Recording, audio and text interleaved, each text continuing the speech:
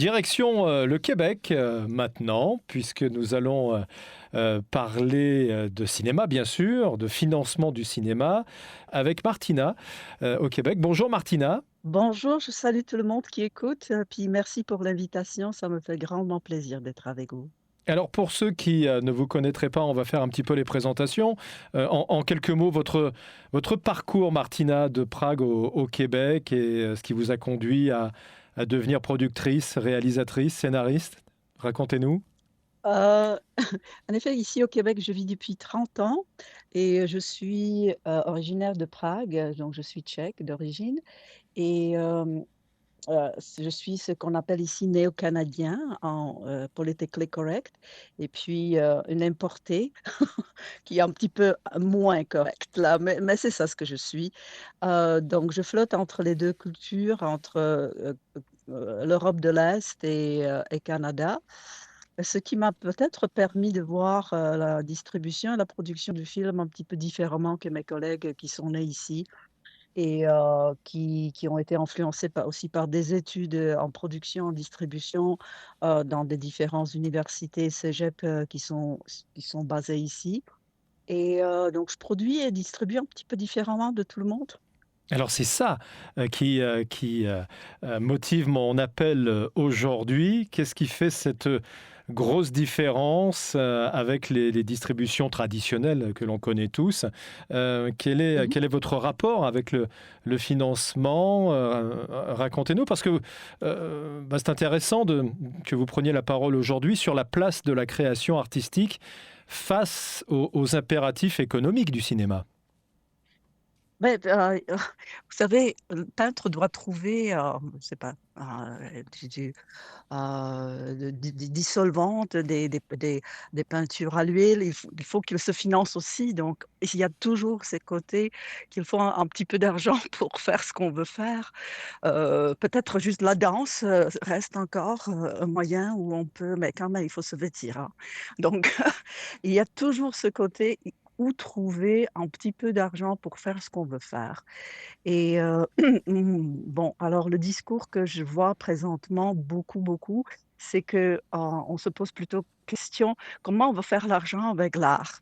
Et puis, d'après moi, c'est pas une bonne approche. Il faut d'abord se questionner qu'est-ce qu'on veut faire et mais comme pourquoi? Qu'est-ce que nous pousse à faire, l'œuvre?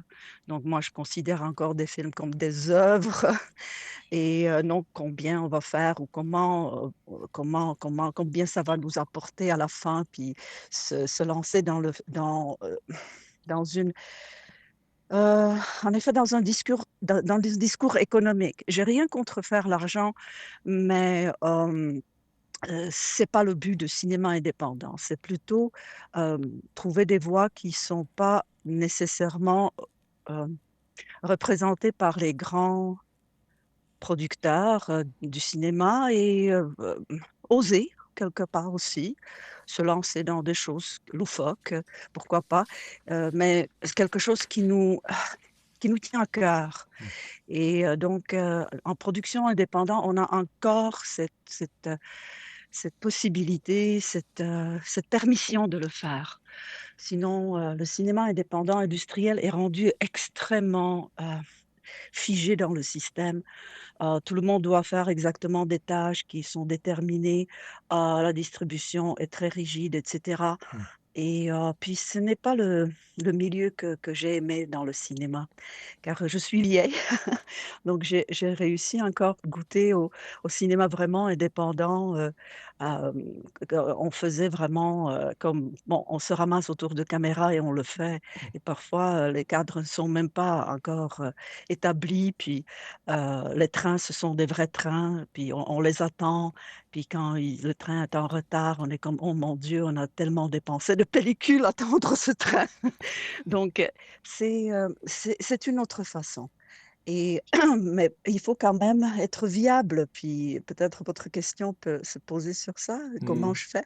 Oui, mais c'est ça, comment et puis aussi, est-ce qu'il y a une grosse différence dans le financement d'un film au Québec, au Canada et en France, d'après ce que vous en connaissez?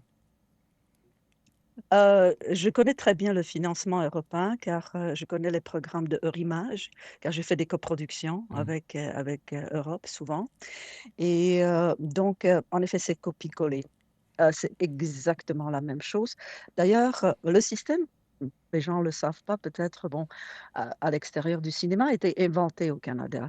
Ça a commencé avec Téléfilm Canada il y a comme 30 ans quand, des producteurs canadiens se cherchaient, des banques qui pourraient faire un pont de financement pour leur projet, puis ils trouvaient personne. C'est comme il y a personne qui voulait toucher à ça, car on le sait, le résultat est toujours méconnu. Dans le cinéma, le résultat est méconnu. Vous ne pouvez pas savoir combien le film va faire. Et puis, donc, ils sont allés voir à l'époque le ministre de patrimoine et ils ont établi une banque culturelle qui s'appelait Téléfilm et c'est de là où tous tes programmes sont partis.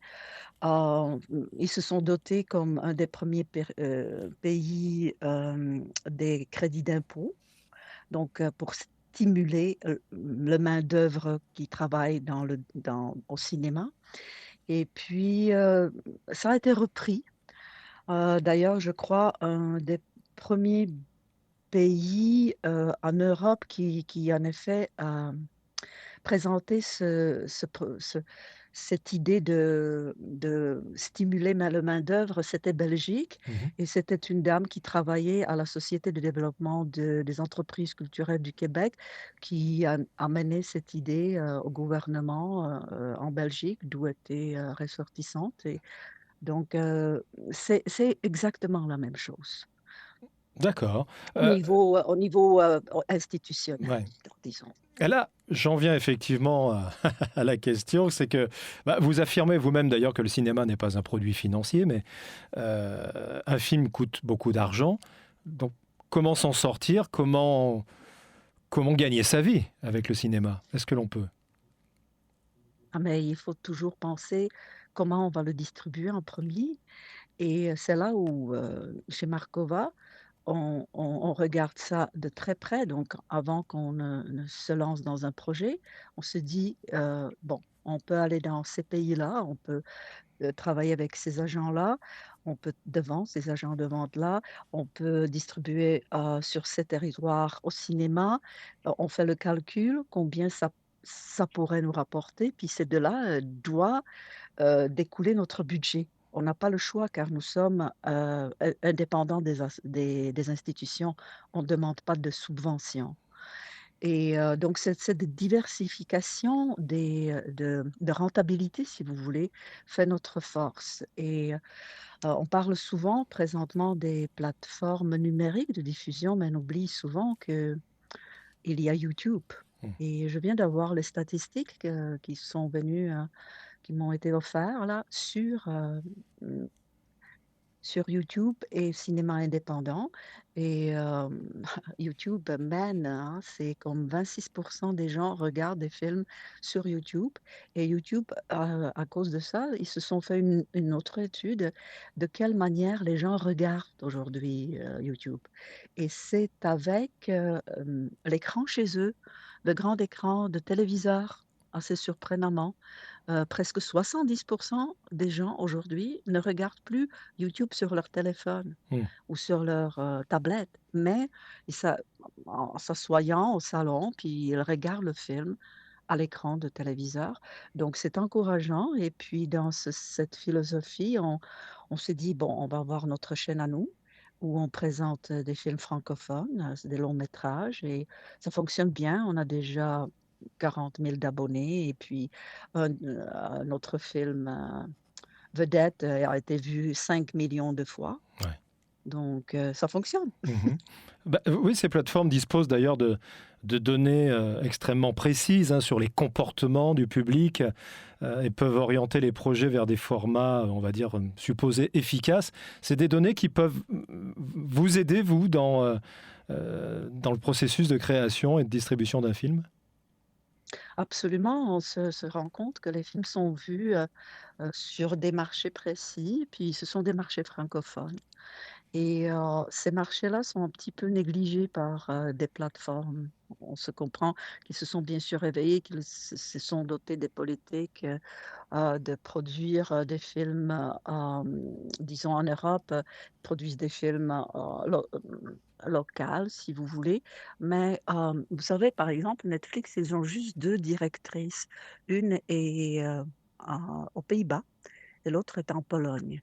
Donc, Pays-Bas, la dame est responsable des productions des films en Europe de l'Ouest et l'autre dame est responsable des films d'Europe de l'Est. Et puis donc, ce qu'on voit beaucoup sur Netflix en Europe, ce sont des séries qui sont des Pays-Bas ou euh, même scandinaves, je dirais. Et puis, bien sûr, des films de Pologne. C'est comme ça, c'est naturel. Et puis, donc, tous les autres, oui, oui, ils sont un petit peu présentes, mais c'est un petit peu dur. Euh, Puis, tout ça, c'est les calculs, etc.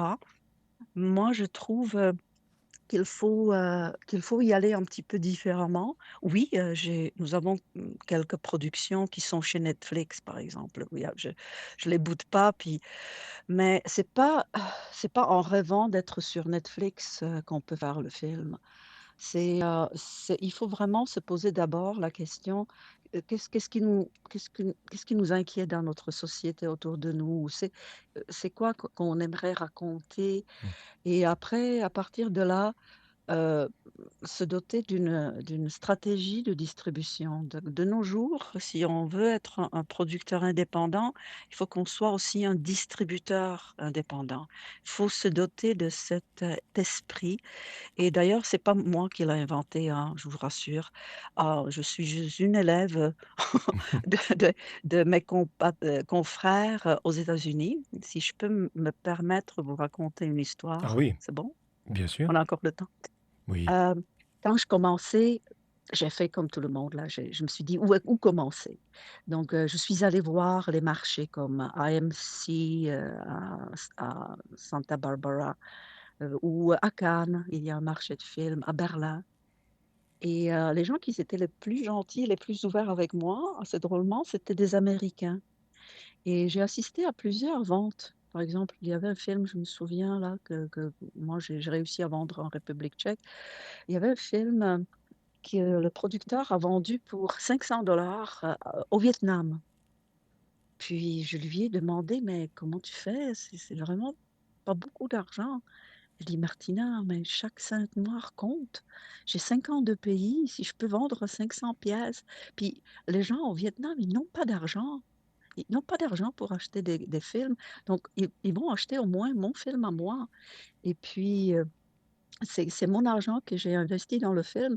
Donc, peu importe, est-ce que c'est 500 ou 1000 dollars, je le prends. Je le prends. Car ça ne me coûte rien de leur donner les droits. Puis eux, ils m'ont donné 500 dollars.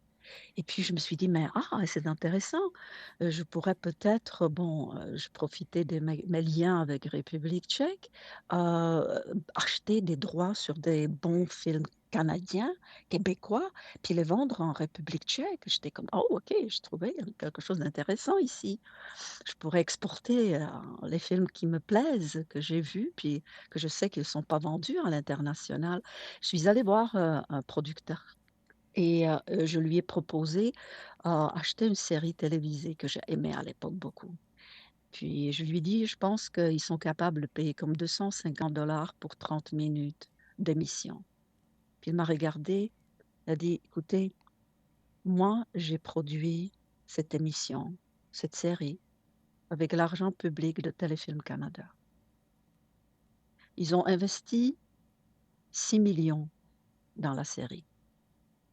Quand je vends, je dois décrocher le téléphone, les appeler et dire, j'ai une possible vente à 3000 dollars en République tchèque. Ils vont me traiter d'un malade. Ils vont me dire que je suis fou.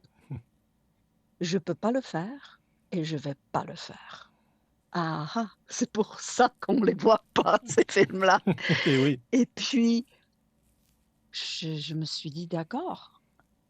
qu'est-ce que je veux faire? Est-ce que je veux me battre pour avoir un morceau de gâteau, si vous voulez, des financements téléfilms ou SODEC pour subvention et me limiter, par exemple, dans les genres, car les films d'horreur, par exemple, on ne peut pas les subventionner avec de l'argent d'État. Ou je vais faire comme mes amis américains, puis je vais ramasser les miettes un petit peu partout. Et je me suis rendu compte que ça me convient. Ça me convient, la recette du cinéma américain indépendant. Votre catalogue récent aborde la fiction, le documentaire, l'animation. Lequel de ces formats permet la plus grande liberté, en fait, aujourd'hui? C'est l'animation, c'est clairement, car ça voyage le plus, bien sûr. Donc c'est pour ça que je me suis lancée dans ça, même si je connaissais pas ça beaucoup. Je faisais surtout fiction et documentaire avant. Hem, j'ai aussi réalisé que des films pour enfants. Donc on a fait récemment un film pour enfants, c'est une conte et mais tout ce qui est tout ce qui vraiment traite l'humanité. Moi, j'aime beaucoup les films qui parlent des vraies affaires, de ce qu'on vit présentement dans la famille, entre les humains. Et quelle espèce de film auriez-vous envie de produire aujourd'hui si vous étiez certaine qu'il ne rapporterait rien, mais qu'il pourrait modifier durablement le regard de quelques spectateurs? Moi, je ne crois pas qu'on peut changer de regard.